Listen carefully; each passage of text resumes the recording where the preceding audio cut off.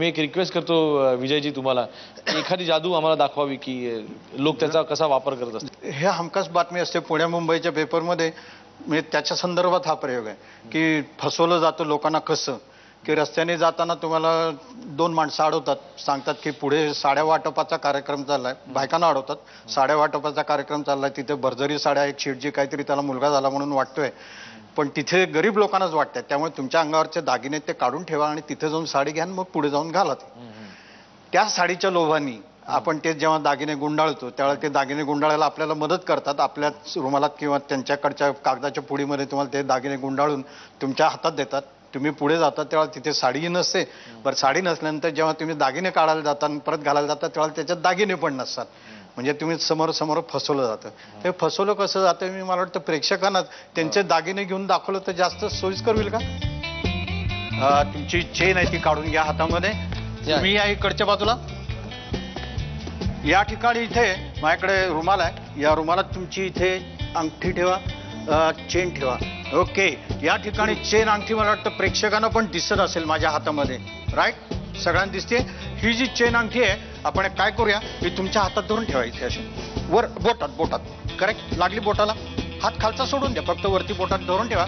या ठिकाणी जादूची काठी घेऊया. ही जी जादूची काठी आहे ही इथे 3 वेळा फिरवली आहे या ह्याच्यावर, आणि या ठिकाणी अवधूत माझ्याकडे एक बॉक्स आहे, लाकडी बॉक्स आहे, लॉक आहे, तिला इथे दिसतंय. ही घेऊन जरा लांब उभे राहा, यांच्यापासून लांब उभे राहा. राईट, तुमच्याकडे अजूनही तुमच्या हातात चेन अंगठी आहे, प्रेक्षकांनाही इथे दिसते. नाव वॉच 1 2. या ठिकाणी चेन अंगठी नाहीशी झालेली दिसेल, आणि नाहीशी झालेली अंगठी चेन अवधूत कुठे आहे? मी इकडे. हा, जरा ती बॉक्स उघडून बघा काय आहे का त्याच्यामध्ये.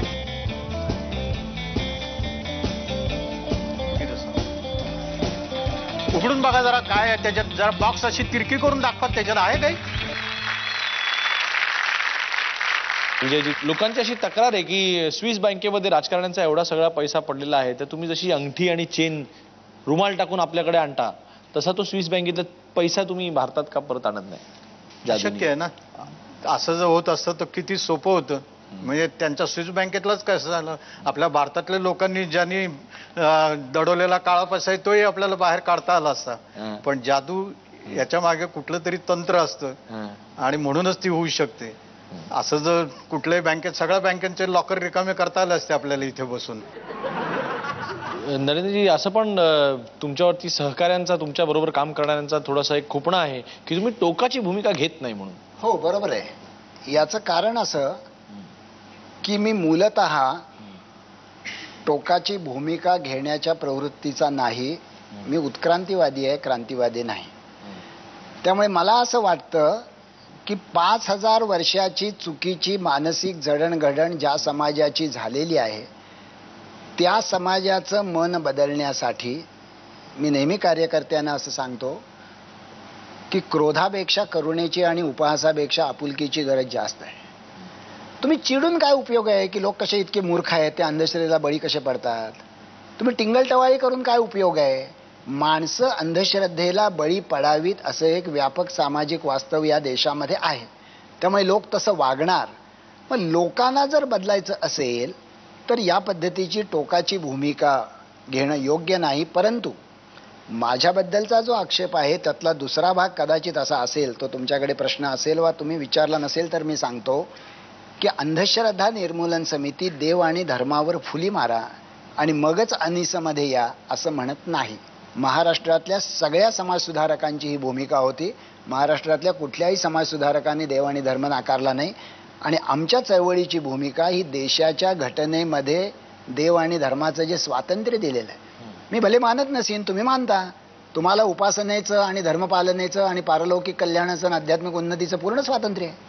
मग ते मानायला नको का? मी मानायला पाहिजे ना.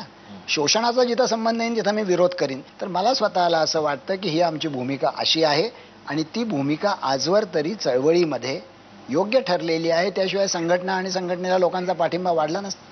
बरं, हिंदू धर्मातल्या जे अंधश्रद्धा आहेत त्याच्या अगेन्स्ट तुम्ही कायम उभे राहता, परंतु इतर धर्मातल्या देखील अंधश्रद्धा आहेत ज्याच्या अगेन्स्ट तुम्ही आवाज उठवलेला फारसा ऐकवत नाही. नंबर 1 हा तुमचा गैरसमज आहे 22 वर्षाचं चळवळीतलं भरपूर लिखित डॉक्युमेंट उपलब्ध आहे. त्याच्यामध्ये हिंदू, मुसलमान, बौद्ध, ख्रिश्चन या सगळ्यांच्या अंधश्रद्धांच्या विरोधी आम्ही लढलेले आहोत. नंबर 1, कारण अंधश्रद्धा श्रद्धेच्या क्षेत्रातला काळा बाजार असतो आणि काळा बाजार कोण करतो हे बघण्याची आमची पद्धत नाही. नंबर 2, तरी देखील आमच्या बहुसंख्य अंधश्रद्धेविरुद्धच्या लढाया ह्या हिंदू धर्मातल्या आहेत. याचं साधं कारण असं की या देशामध्ये 83% लोक हिंदू आहेत की हो. माझ्याकडे जर 100 अंधश्रद्धेची प्रकरणं आली तर 83 प्रकरणं कोणाची असणार? हिंदूंची असणार. म्हणजे उदाहरण नेहमी मी असं देतो की 10 खोल्यांचा एक वाडा आहे, 10 खोल्यामध्ये प्रचंड अंधार आहे. त्यातल्या 8 खोल्यांच्या मध्ये मी उजेड लावला आणि 8 खोल्यामध्ये प्रकाश आला. उरलेल्या 2 खोल्यांच्या मध्ये प्रकाश आला नाही, पण त्या खोल्यातली माणसं तो प्रकाश बघतील, या प्रकाशाची काही तिरीप त्यांच्या खोलीत जाईल. पण मी त्या 2 खोल्यांच्या मध्ये जर प्रकाश आला नाही तर तुम्ही मला असं विचारणार का हो दाभोलकर तेवढ्या 2च खोल्या अंधारात का ठेवल्या? त्या जोपर्यंत प्रकाशात आणत नाही तोपर्यंत या 8 खोल्यांच्यातल्या माणसांना देखील अंधारात ठेवा. काम आहे ते योग्य आहे का अयोग्य आहे? ते जर योग्य असेल तर कुणासाठीही करावं. आम्ही तर ते सगळ्यांसाठी करतो.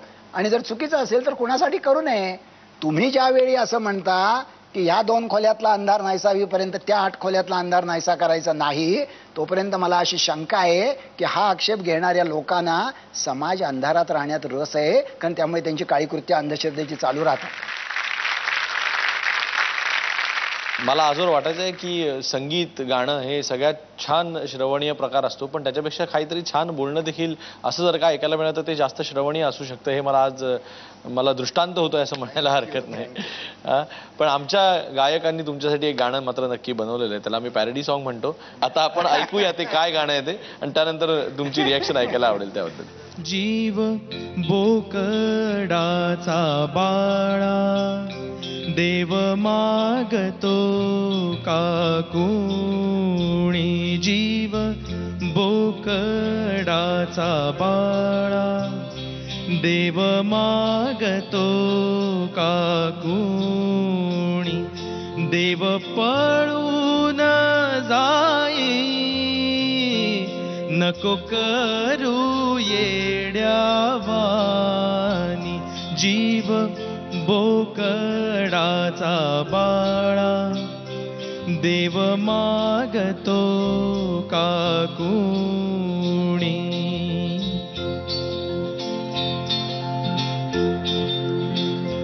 देव आनंदात नांदे, नाही त्याला मिठाचे वांदे. देव नाही उपाशी पोटी, त्यास नको दान पेटी.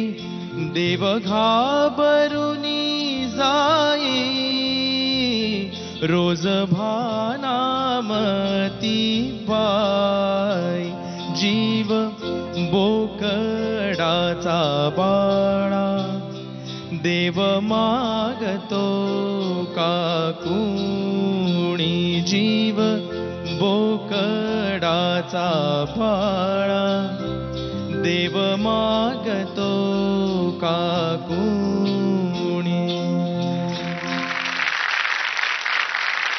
एक तर गाडगेबाबाने अनेक वेळा असं विचारलेलं आहे की असा कसा तुमचा देव की जो बोकडाला लालची आहे. परंतु त्याच्याबरोबर गाडगेबाबांचं फार चांगलं उदाहरण आहे जे मी नेहमी अनेक ठिकाणी देत असतो. गाडगेबाबा 30 वर्ष पंढरीच्या वारीला आषाढी आणि कार्तिकीला गेले, पण एकदाही देवळात गेले नाहीत. एकदाही आषाढी आणि कार्तिकीचा उपवास केला नाही. लोकांनी खराब केलेला चंद्रभागेचा किनारा स्वतःच्या झाडून ते साफ करायचे. संध्याकाळी कीर्तनाला उभे राहायचे. समोर हजारो माणसं असायची आणि बाबा त्यांना विचारायचे, देव पाहिला का देव? लोकांना वाटायचं त्यावेळी बाबांचं एवढं नाव झालेलं नव्हतं की अरे हा माणूस आम्ही पंढरीच्या पांडुरंगाला भेटायला आलोय आणि आम्हाला विचारतो देव पाहिला का देव? लोक म्हणायचे पाहिला जी. बाबा म्हणायचे कमाल आहे, तुम्ही देव पाहिला? तुमचा देव कुठे राहतो? लोकांना वाटायचं याला काहीच माहीत नाही. ते म्हणायचे अरे आमचा देव देवळात राहतो, तो रंगाने सावळा आहे, तो विटेवर उभा आहे, त्याच्या कटीवर हात आहेत, त्याच्या बाजूला रखमाई आहे. बाबा म्हणायचे कमाल आहे, तुमचा देव देवळात राहतो, माझा देव माझ्या मनात राहतो. तरी लोकांना काही कळायचं नाही. मग आपल्या मिश्किल वऱ्हाडी शैलीमध्ये बाबा असं म्हणायचे, तुम्हारे देवाले आंघोळ करते की नाही? लोक म्हणायचे करते तर. बाबा म्हणायचे तुम्हारे देवाले आंघोळ कोण घालते? लोक म्हणायचे आम्हीच घालतो जी. बाबा म्हणायचे अरे जे तुमचे देवाले स्वतःची आंघोळ स्वतःला करता येत नाही तो तुम्हाला तुमच्या भाग्याची आंघोळ ते काय घालणार. मग बाबा विचारायचे तुम्हारे देवाले धोतर नेसते की नाही. लोक म्हणायचे नेसते तर. बाबा म्हणायचे तुम्हारे देवाले धोतर कोण नेसवते. लोक म्हणायचे आम्हीच नेसवतो जी. बाबा म्हणायचे अरे जे तुमचे देवाले स्वतःचे नेसूचे धोतर स्वतःला नेसता येत नाही तो तुम्हाला तुमच्या भाग्याचं वस्त्र रे काय देणार. पुढे बाबा विचारायचे तुम्हारे देवाले नैवेद्य दाखवते की नाही. लोक म्हणायचे दाखवते. बाबा म्हणायचे नैवेद्य दाखवून काय करते. लोक म्हणायचे नैवेद्याच्या बाजूला काठी घेऊन बसते. बाबा विचारायचे कशाला. लोक म्हणायचे देवाला वाढलेले नैवेद्य कावळा कुत्रा खायला आला तर त्याला काठीनं हाकायला. बाबा म्हणायचे अरे जे तुमचे देवाले त्याच्यासाठी वाढलेल्या नैवेद्याचे स्वतःला रक्षण करता येत नाही तो तुमच्या आयुष्याचं रक्षण रे काय करणार. आणि पुढं गुप्तेजी एक लाख मोलाचा प्रश्न बाबा विचारायचे जित्ता जागता देव कोणी पाहिला का. जित्ता जागता देव. आणि मग लोक कावऱ्या बाऱ्या चेवड्याने इकडे तिकडे पाहायला लागायचे कारण आपण तो पाहिलेला नसतो. गाडगे बाबांच्या बाजूला एक माणूस उभा असायचा रापलेला चेहरा जाडे भरडे खादीचे कपडे पांढरी शुभ्र दाढी पाय अनवाणी. त्याच्याकडे बोट दाखवत बाबा म्हणायचे अरे हे भाऊराव पाटील बघा हे महारामांगाच्या पोरांना शिकवण्याचं काम करते त्याला देव म्हणा. अरे ते गांधी बाबा बघा ते देशासाठी मर मरते त्याला देव म्हणा. अरे अडाण्याला शिक्षण द्यावं बेघराला घर द्यावं रंजल्या गांजलेल्याची सेवा करावी मुक्या प्राण्यावर दया करावी. बाप हो देव याच्यात राहतो. बाप हो देव देवळात राहत नाही देव आपल्या मनात राहते. देवळात फक्त पुजाऱ्याचे पोट राहते. आता हे ज्या महाराष्ट्रामध्ये 100 वर्षापूर्वी नाही पण 70-80 वर्षापूर्वी गावोगावी उच्चारलं गेलं हे आज महाराष्ट्राला सांगितलेलं पटत आणि पचत नाही. इतकी महाराष्ट्राची पचनशक्ती खराब झालेली.